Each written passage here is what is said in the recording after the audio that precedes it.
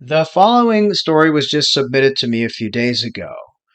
Now, on my channel, I never talk about politics, and I ask that respectfully you guys don't argue about politics on this channel. But this story was sent to me from a lady who was scammed online, and it goes to show you that romance scammers are also watching news and how it unfolds in the United States. The following story is about a food scam. This just happened to me, and to be honest, I feel terrible for falling for this. I think out of fear and desperation, I wanted this to be real, and instead of stopping and thinking, I dove into it and fell for it hook, line, and sinker. I met Mark through Instagram. I had commented on a news story about the recent cuts to the USDA funding for EBT SNAP program due to the government shutdown. I commented that I was praying for a miracle as the government shutdown has caused me and others a lot of hardship. To give you a backstory on myself, I'm 72 years old, retired and on a fixed income. My husband passed away 9 years ago. I retired at 70 after my body simply couldn't work anymore. I depend on the program that delivers me boxes every month of fresh produce and a box of shelf-stable food. And while it doesn't sound like much, to me it's a lifesaver. It's making meals stretch, along with being on the SNAP program. The program is through the Senior Care Program in government offices. It's similar to food stamps, but instead of that, I get a SNAP program card as well as I opted for these fresh boxes. I recently was told the program wouldn't continue due to government shutdown and government spending cuts, and they were unsure if the program would start up again or when.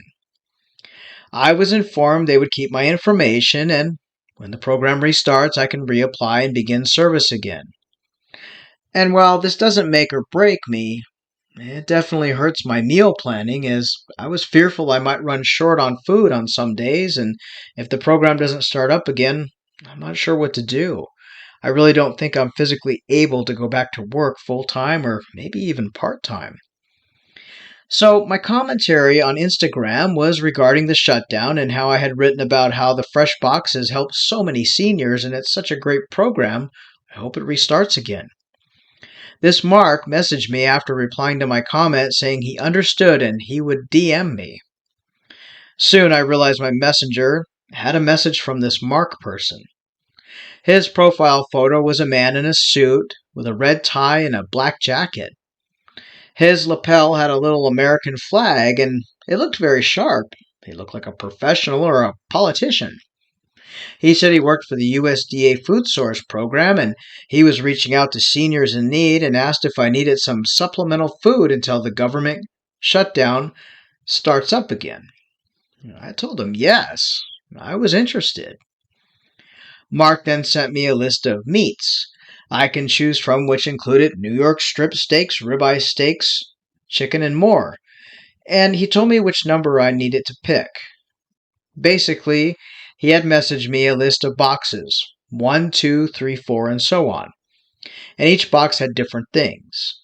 Box 1 was a New York strip potato dessert and some coffee. Box 2 was shrimp, veggies, and so on.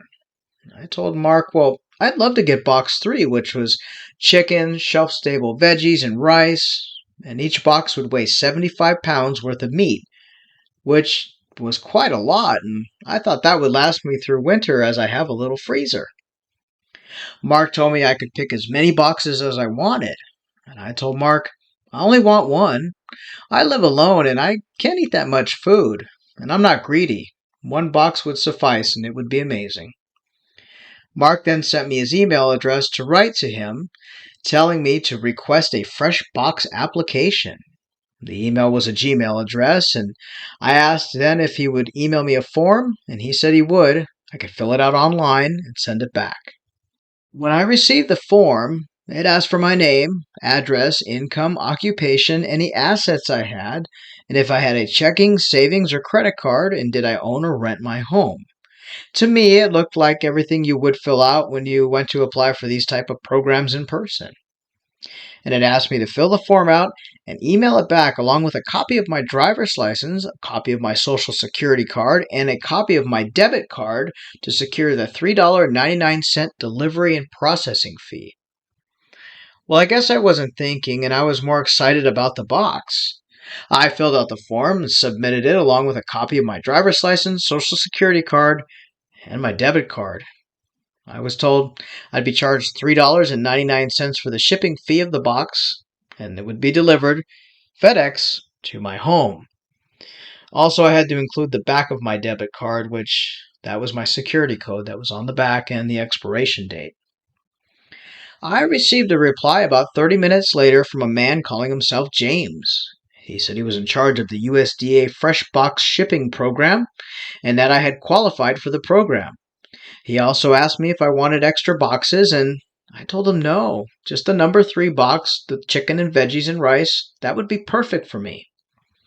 James told me he would make sure my box was shipped and that he might give me a little bit extra, and he gave me a delivery confirmation code and then asked if he could charge my debit card the $3.99 processing and shipping fee, and I told him yes. Then I gave him the expiration date and a 3-digit code to make sure it was correct, and he made me verify. And I told him yes, that's correct. James sent me a business card via email that looked official, and then sent me a shipping order invoice with a USDA stamp which contained one order for the box: 75 pounds of assorted chicken breast and legs, 20 pounds of premium rice, and 2 to 5 pounds of assorted vegetables, plus bonus dessert, coffee, and what it would be like, and the form, and the official with the stamp and James's signature. He encouraged me to tell others about the program and gave me a link to his Instagram account. It looked official with his photo and information, and he had thousands of followers and photos of people holding these cardboard boxes which I assumed had food in them. I thanked James as well as Mark for their help. The next day, I started making room in my chest freezer and picked up some freezer bags and some plastic wrap. I then received an alert via email from my bank, as well as a text, stating that a transaction was pending for $709 withdrawal for a discount airline. It said the transaction was pending, and since it was over $100, my bank alerted me. Well, all I had in the bank was around $400, so of course I knew the transaction wouldn't go through, at least I thought. However, it did, and then I was overdrawn. I called my bank right away, letting them know the charge was not mine and something must have happened to my account. The bank informed me that the charge was for a flight from Marrakesh to London business class from a third-party travel discount website, sort of like a Priceline type of website. I told the bank, I didn't book that flight. I have no idea who would, and nor do I knew anyone that lived in either place. The bank placed my account on hold pending an investigation, and at first I didn't think I was being scammed. I actually thought that the $3.99 charge wouldn't go through due to my bank placing a hold on my account and deactivating my debit card, and I was more worried about that. I emailed James letting him know that my bank had an issue and asked if he was able to process my order. And he never responded to my email. So I messaged Mark only to find his profile was gone from Instagram and I couldn't message him. A few days after this fiasco, I got an alert on my credit monitoring service alerting me to a potential new account being opened. And in fact, it was from one of those quick loan sites, like a payday loan site. I ended up freezing my credit and filed an identity theft account case on the FTC website. I never heard of Mark or James again, never got my box, but it took days for my bank to put my money back into my account, got myself a new debit card, new account number, and I kept my credit frozen to prevent anyone from opening any loans or accounts in my name, and I've kept it that way since this incident.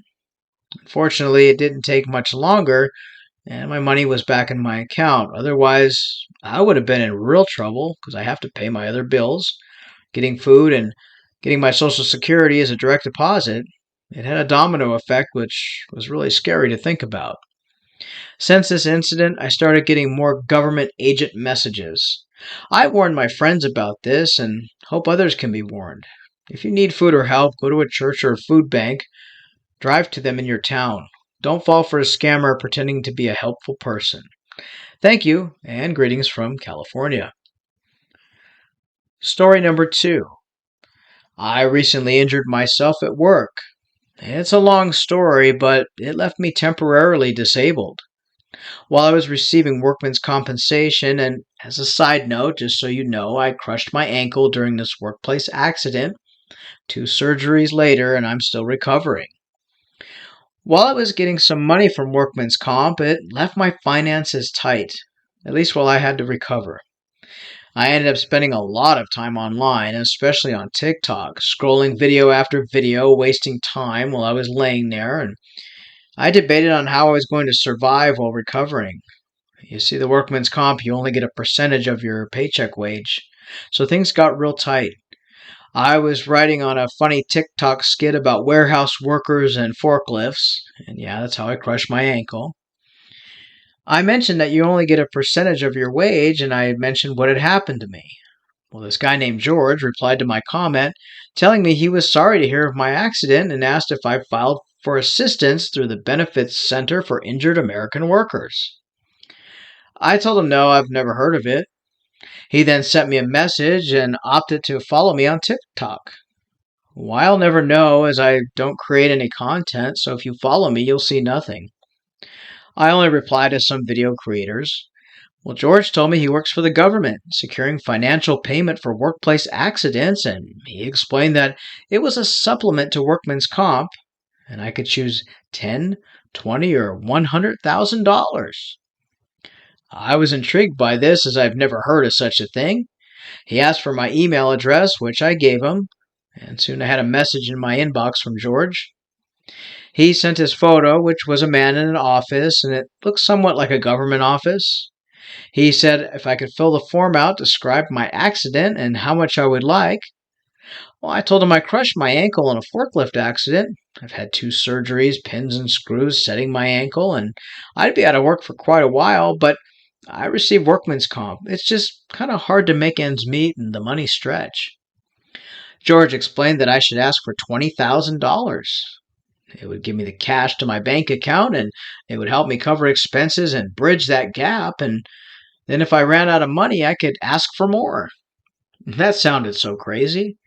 I had a feeling this was fishy, so I told George I'll take 20 grand. What do I need to do? That's when George came back with that I need to fill out the form, which contained a lot of questions ranging from my full name to wanting a copy of my license and a copy of my online bank login with passwords, which was supposed to help the government agent assist with depositing of my funds. Then, he stated for every $10,000 I request, I would have to buy a $500 Apple gift card to process each $10,000, meaning I would have to get 2 $500 Apple cards. Aha! That's where the scam came in. I'm glad I didn't give him my information or anything like that. Instead, I wrote back fictitious information, telling him I was injured at work while I was dancing on top of a forklift and trying to twerk. And that's when my old football injury caused my ankle to give out and I fell. At any rate, I won $100,000, not 20. It's go big or go home. And George wrote back right away. I am no longer forklift certified. I let him know that. He then again asked me my personal information, to which I gave him a fake name and address and told him I don't have a copy of my driver's license. It was revoked because of the forklift accident. He then told me for $100,000 I will need to buy 5 $500 Apple gift cards, snap the back, and send the card numbers and a copy of the receipts. Game over, I thought. And I told him I can't walk due to my accident, and the best I can do is photos of some apples, which I had a basket full of apples on my kitchen table that I sent him a photo of. He stopped responding, and I blocked him on TikTok. I guess the apples were not good enough.